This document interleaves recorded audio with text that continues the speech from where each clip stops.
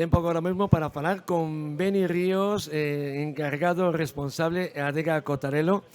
Xa tivemos en ocasión de falar coa tua muller, unha parella que leva, bueno, a alcaldesa de Cenlle, Rebeca, lle mandamos un saúdo moi especial. Levades unha adega que se chama Cotarelo, aí moi cerquilla aquí de Ribadavia. Contanos un pouquiño onde estades ubicados.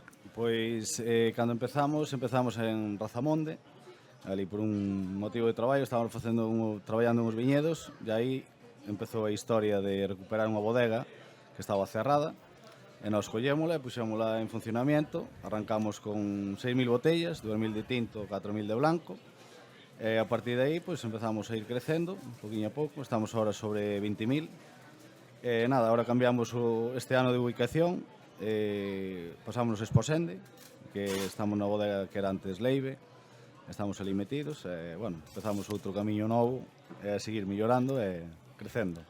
Contanos un pouco, porque aquí vemos que a adega chamase Cotarelo, polo que personalmente a mí me respecta, que me toca na familia, contanos por que ven este nome de Cotarelo. Pois este nome ven que cando nós empezamos, o abuelo de Rebeca, da miña muller, pois regalounos unha finca para facer ali un proxecto, chamábase Cotarelo. Entonces, pois, gustoume o nome, e dixe, pero vamos a poñer ao viño, porque me gusta así, queda bonito. E ao final, este ano cambiamos a imagen esta nova, representando o que é o significado dun cotarelo, que é o árbol máis unha zona máis alta do terreno, entón, pois, representámoslo na etiqueta tamén.